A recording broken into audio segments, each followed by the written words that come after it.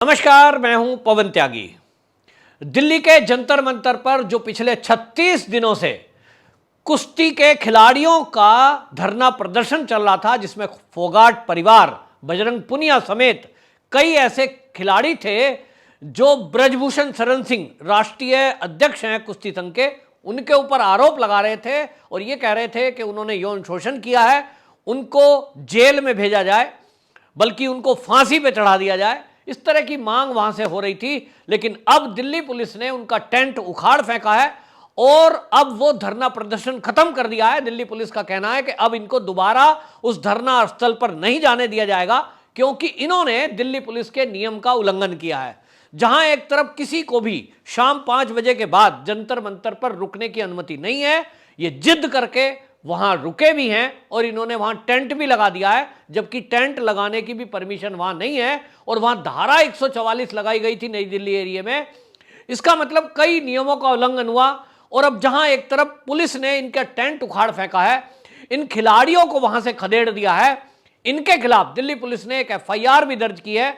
और आपको बता दें कि उस FIR में जो FIR दर्ज की है उसमें IDPP अधिनियम की धारा 3 के तहत भी मामला दर्ज हुआ है, जो सरकारी संपत्ति को नुकसान पहुंचाना या वहां गंदगी फैलाना सरकारी क्षेत्र में, या कुछ भी सरकारी काम में बाधा डालना, यह धारा है। और इस धारा में आपको बताऊं जो FIR दर्ज हुई है उसमें बजरंग पुनिया, साक्षी मलिक और विनेश फोगाट 3 नाम प्रमुख हैं। बाकी कई पहलवानों के भी नाम शामिल किए गए हैं और इस नियम के तहत 5 साल तक की सजा हो सकती है। यानी अब इनकी गिरफ्तारी होना तय है पहलवानों की। अभी तक जितना ड्रामा इन्होंने किया उसमें केवल पुलिस उस एंगल से वहां आने वाले लोगों को वॉच कर रही थी। जो ये देखा जा रहा है कि कृषि आंदोलन में आपने देखा होगा जिस तरह से किसान आंदोलन चल रहा था, और उस किसान आंदोलन में 75% किसान बैठे थे, तो 25% लोग ऐसे वहां आ रहे थे जो देश विरोधी एक्टिविटी के लिए जाने जाते हैं, जो आंदोलन जीवी के नाम से जाने जाते हैं, जिनका किसानी से कोई लेना देना नहीं था और वो देश के विरुद्ध नैरेटिव बनाने का काम कर रहे थे। यहां ये जो किसान के आंदोलन वाले जो आंदोलन जीवी हैं वो भी इस आंदोलन में दिखाई दिए। चंडूनी जैसे लोग दिखाई दिए जो मोदी जी के लिए अपशब्द बोल रहे थे। और इतना ही नहीं, इसमें खाप पंचायत भी आती हुई दिखाई दी, इसमें कांग्रेस के नेता भी आए, वामपंथी नेता भी आते हुए दिखाई दिए और आम आदमी पार्टी भी इसमें शामिल हुई। यानी एक तरह से दिल्ली पुलिस के जो सूत्र हैं वो ये बता रहे थे, और निगरानी जो रखी हुई थी उसमें उनकी जो इंटेलिजेंस दिल्ली पुलिस की है उसमें उन लोगों को ये पता लग गया था कि ये एक टूल किट तैयार की गई है। और इस टूल किट तैयार करने का एक ही मकसद है कि 2024 का जो आने वाला चुनाव है उसमें मोदी के विरुद्ध किस तरह से एक मोदी को, भाजपा को बदनाम करने के लिए एक माहौल बनाया जाए। इसमें आपको बताऊं जो साक्षी मलिक है और जो विनेश फोगाट है, बजरंग पुनिया है, इसको लेकर मैंने एक और बात की थी कि देखिए आप याद करिए कि जो आमिर खान ने एक मूवी बनाई थी दंगल, उस दंगल में जिस तरह से इन खिलाड़ियों को आगे रख करके मूवी बनाई गई थी, मुझे लग रहा था कि कहीं ना कहीं इस खिलाड़ी वाले एंगल का कल को ये दुरुपयोग कर सकते हैं, और आज वो सिद्ध हो रही है। जैसे ही ये आंदोलन की समाप्ति के लिए दिल्ली पुलिस वहां पहुंची तो उसमें वही चीजें हमने देखी जो JNU के जो छात्र थे, जो वो CAA के विरोध में प्रदर्शन कर रहे थे, और जब दिल्ली पुलिस उनको गिरफ्तार करने पहुंची तो किस तरह से वहां कई कई एंगल पे कैमरे लगाए गए थे ताकि कुछ ऐसा शूट किया जा सके जिसमें ऐसा लगे कि JNU के छात्र जमीन पर नीचे पड़े हैं और दिल्ली पुलिस उनके ऊपर बर्बरतापूर्व हमले कर रही है।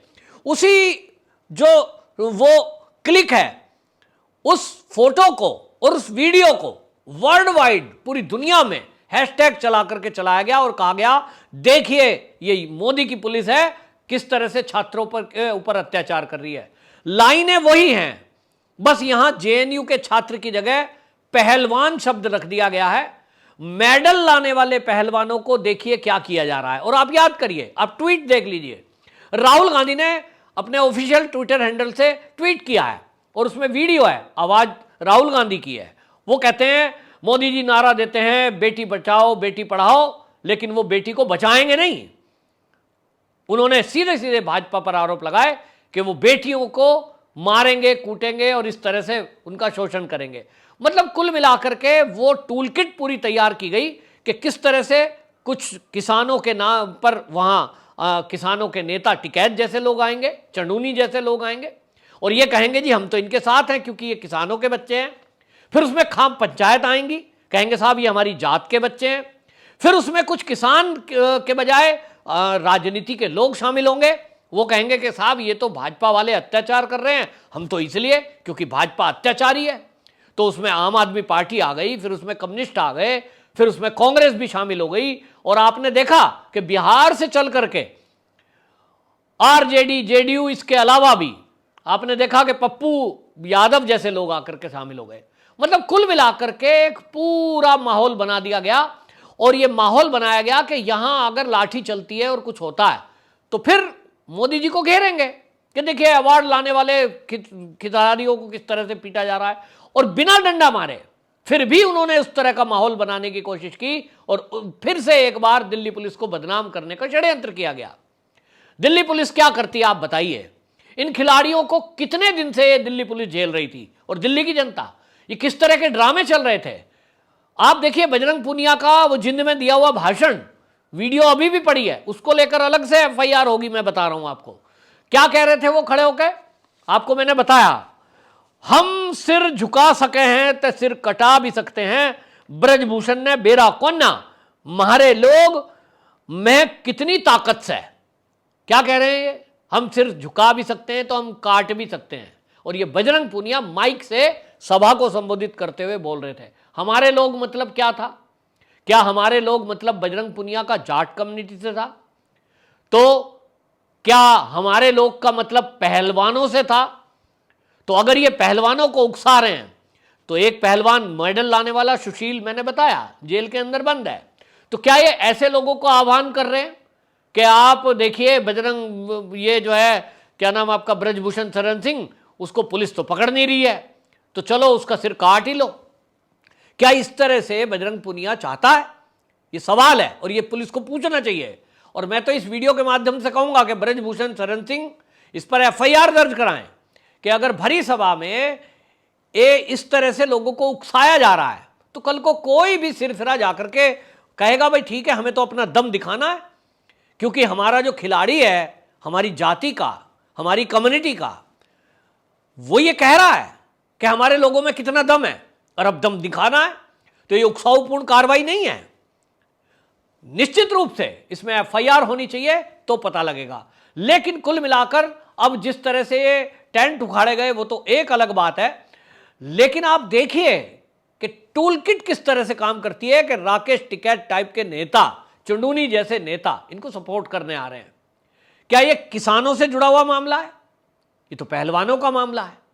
और पहलवानों की जिद क्या है? ब्रजभूषण शरण सिंह को जेल में डाल दो। अरे भाई, जो जांच करने वाले पुलिस अफसर हैं, एसीपी रैंक, खुद जांच में लगे हैं और उन्होंने बयान दर्ज किए हैं। बयान के लिए उन्होंने बाकायदा, अब आप समझ लीजिए, कोर्ट से निर्देशित हुआ है। और किससे? सुप्रीम कोर्ट से।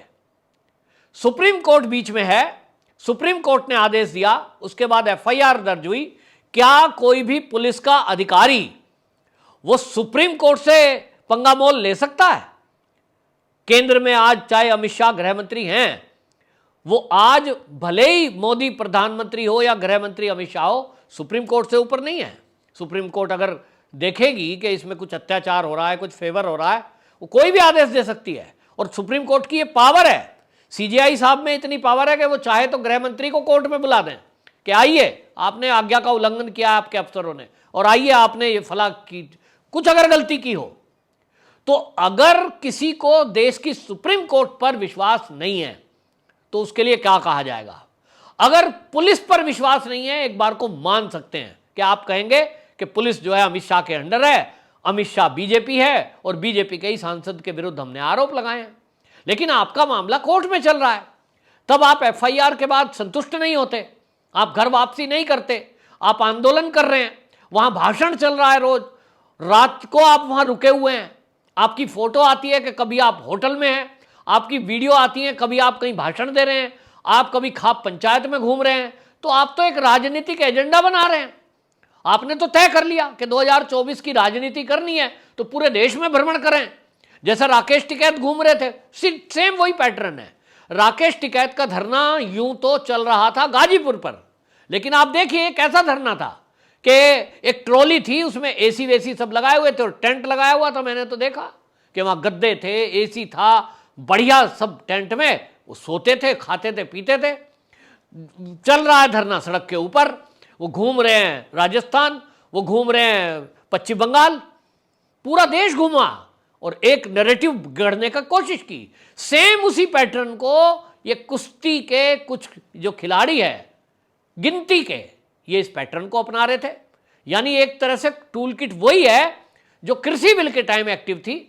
और इसका पक्का सबूत इस बात से लगता है कि यदि आप राहुल गांधी का वो ट्वीट देखेंगे जिसमें वो बेटी पढ़ाओ बेटी बचाओ और फिर बाद में मोदी पर तंज कस रहे हैं, आपको समझ आएगा किस तरह से वॉइस ओवर किया गया है, किस तरह की वीडियो लगाई।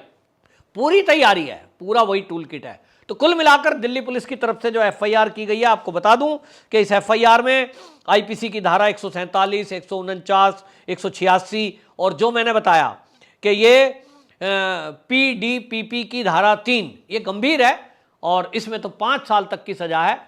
लेकिन लोगों का कहना यह है कि इसमें बजरंग पूनिया के खिलाफ भी एफआईआर कर जांच होनी चाहिए। और सबसे बड़ी बात आपको बता दूं, ये खिलाड़ियों से ना तो कोई पत्रकार पूछता है, क्योंकि जब चीज जो बोली गई उसको जरा पत्रकार कोई पूछे, और पूछ भी रहा होगा तो ये जवाब नहीं देंगे। ब्रजभूषण शरण सिंह ने जब ये घोषणा कर दी सार्वजनिक रूप से कि मेरा पॉलीग्राफिक टेस्ट होना चाहिए, मेरा नार्को टेस्ट होना चाहिए, यदि मैंने किसी लड़की के साथ यौन शोषण किया है तो उसमें आ जाएगा, क्योंकि होशो हवास में आदमी झूठ बोल सकता है। एक सांसद होने के बाद, एक राष्ट्रीय अध्यक्ष होने के बाद वो कह रहे हैं कि मेरा आप नार्को टेस्ट कराओ, मैं दोषी हूं कि नहीं, और अगर मैं दोषी निकलूं उस नार्को टेस्ट में तो मुझे फांसी दो, जेल मत भेजना।